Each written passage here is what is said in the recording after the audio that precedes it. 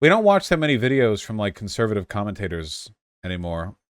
In large part because I feel like I'm kind of putting on equipment to dive to the bottom of the ocean to scrape up the detritus of the deepest depths, you know, like for content.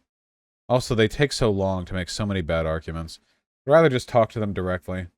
I felt the same recently. Is it just me, or have their arguments gotten stupider? I don't know. It's probably just me. It's probably always been like that. I feel like it's got like they've always been really stupid. It's just I feel like they've gotten much worse recently in terms of like the hills they have to die on. You know, I feel like during the Trump administration, I would have arguments with conservatives over whether or not like the tax breaks that Trump pushed for were good for the economy, and now the positions the conservatives are taking are either openly genocidal towards like trans people, or they're so reality denying that they require you to like suspend like all common ground to deal with, you know?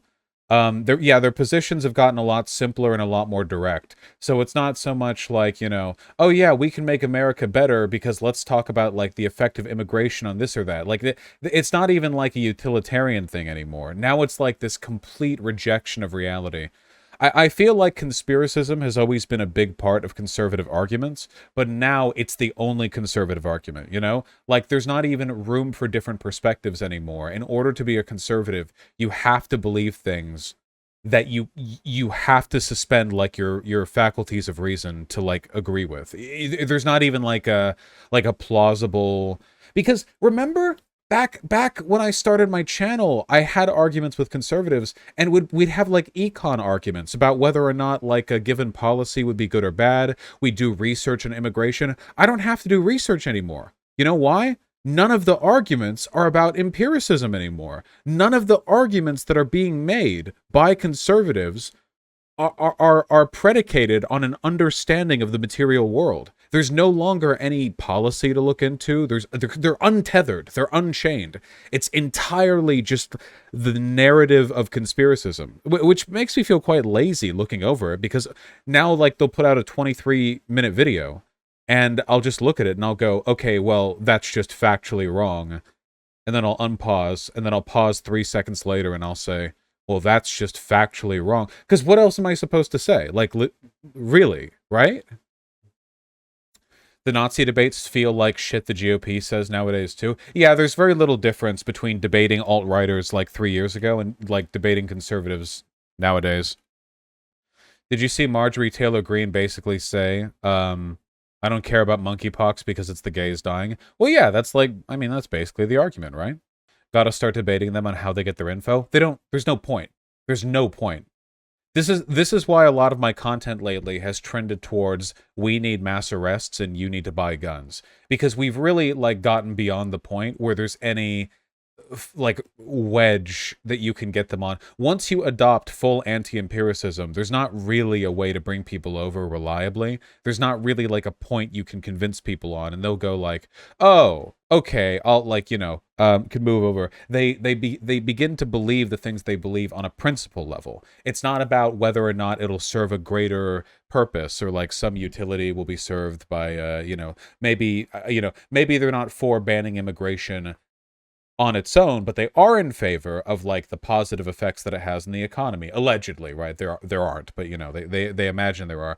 But now they support the things they believe in and of themselves. And that's a critical distinction. A conservative who wants to ban immigration because they think it'll improve the economy, and who is wrong to do so, by the way, is different than a conservative who wants to ban immigration because they think immigration is bad. Not for any other reason, not because they think immigration contributes negatively to other things, but because on a fundamental axiomatic basis, they believe immigration is bad. Usually tied to like an ethno-nationalist perspective of, you know, this is a white country, or Americans for America, and that's it. There's no like, well, the reason I believe that is because it'll do this or do that because of safety or crime. Like, it's not that.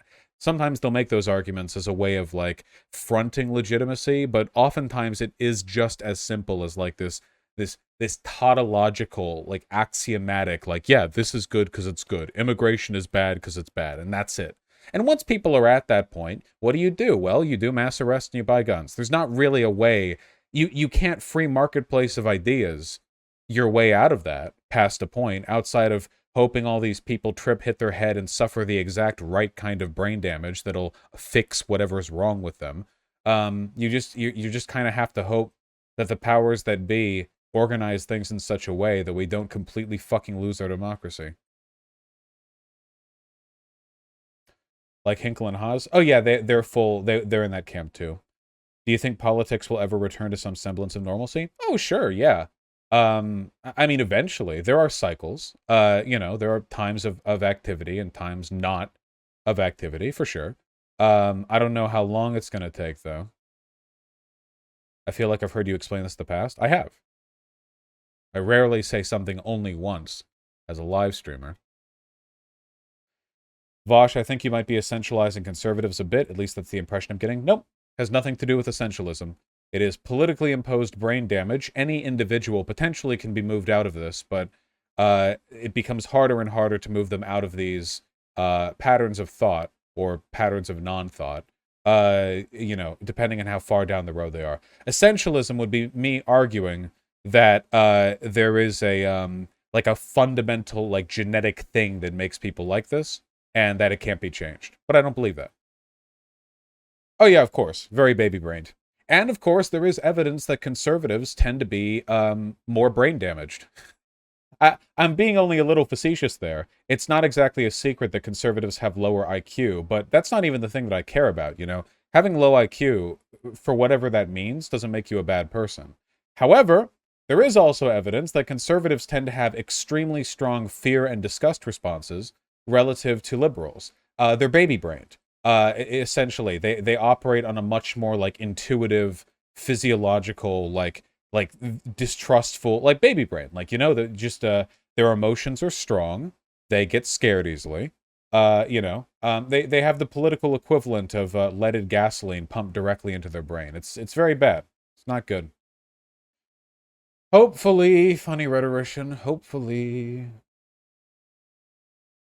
Can you name a source for that, please? Well, I don't know the name of the paper, but there are people in chat who can confirm that we've gone over that paper on stream. You could Google it. Brain differences between conservatives and liberals. Chat, you remember, don't you? We went over that admittedly a while ago, but it had a decent sample size, pretty reliable. What would you call it? A high P score, or P value, whatever. The difference between the conservatives and liberals was extensive and noteworthy. Multiple papers, yeah. What about brain damage? Or what about brain differences between progressives and liberals? Well, progressives are liberals. If they weren't, we'd call them leftists, or generally they're liberals, or you could have progressive leftists, but what advice would you give when trying to make meaningful debate / talk to conservatives? I don't know what you mean when you say that. I talk to conservatives, my job. When you guys talk to conservatives, what do you mean? Your family? Your coworkers? The situations there have way less to do with political rhetoric and way more to do with you weaponizing their empathy to get them to break through their shell. The first thing you need to do to get a person to listen to you, especially if they're crazy conspiracy shit, whatever, is they have to trust you. But you have to remember, there are people who will disown their children because they think their own children are a part of a conspiracy they've bought into because of YouTube videos. That's why conspiracism is so dangerous. It's deliberately irrational. And that irrationality will fuck over all of your adjacent thought processes. There's not a reliable way of pulling people out of that.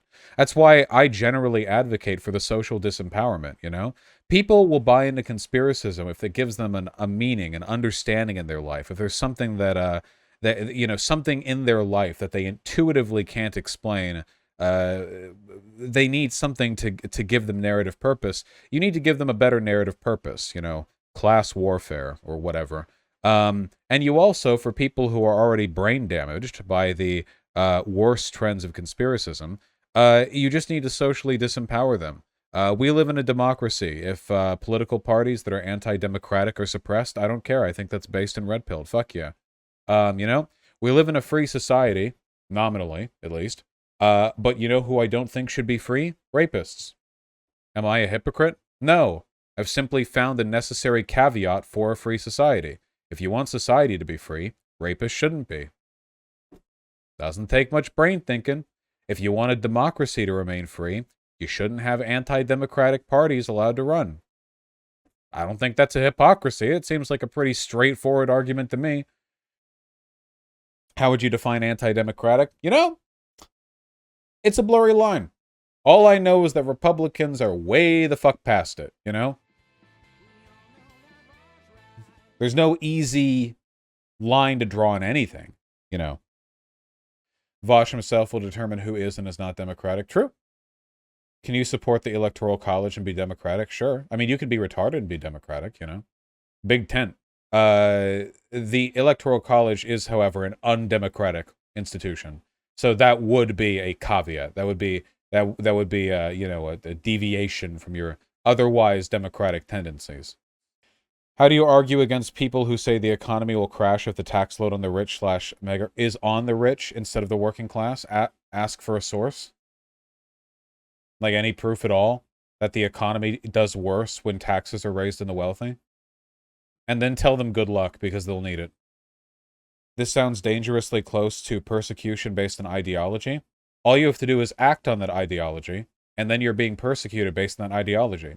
If you're a politician and you're making public speeches against democracy, you're acting. You're expressing your ideology through action. And you're not being arrested for this. I just don't think you should be allowed to run. There are people who ideologically think that women are cattle and should be raped. That's dumb. When you persecute them for their rape, that is an attack on their ideology. All law is political. There's no getting around that. Wait, what was that person who I asked what the thing was? Not very libertarian of you. Not very libertarian of me to want to prevent anti-libertarian types from achieving power. Why, that is the most libertarian belief that I have. Democracies cannot survive if you allow the anti-democratic to seize control of them. Wanting to defend democracy by politically persecuting parties that are anti-democratic is how you preserve democracy. It's a good thing. Very good. It's the tolerance paradox. Everyone's tired of hearing it. Political persecution isn't the way to go. The system itself needs to be robust enough to handle it. No, that's not possible. No system is capable of preventing anti-democratic authoritarians from taking over if it's not actively defended by persecuting people who are looking to destroy it. That's the whole thing we learned from Trump. Like, look at what's happening right now with the Supreme Court. Wow, they got 5 conservatives on there, and all of a sudden, all constitutional precedent can be undone if they're acting in bad enough faith, which they're willing to. If you get enough people in the legislature, you gerrymander, and then you gerrymander a little more, and eventually you can gerrymander enough that they can do whatever they want. If they need to, they'll break the rules, because pussies like you aren't going to do shit about it. The system doesn't do anything other than facilitate the interactions that take place on top of it. And those interactions need to be unrelenting victory on our side. You know, when you build a political system, you're building a battlefield. You can make it as advantageous for your side as you want. You can stack the deck, but unless you show up, eventually they're going to take it over. And all liberals do is go, you know, run back to the system and dust it off, you know, make sure that it still exists at all. You know, anytime a change is made, anytime a fortification is wrenched down or some fundamental property of the battlefield is altered, liberals point at that and tut-tut and go, oh, you're so bad for doing that. That's so bad of you. And then meanwhile, conservatives just keep doing it. They don't stop. You have to oust them. Name a stable democracy that's fallen to fascism. That's self-defeating. If it was stable, it wouldn't have fallen to fascism. What do you mean? You can define democratic stability in other terms? Yes, no doubt you would define it in a way that serves your point. You know, I'm not interested in any historical precedent, even though all the historical precedent we have on fascism supports my argument. Even if we didn't have all those other countries to look at, what's happening right now warrants immediate and extreme action. Anyone sensible can see that.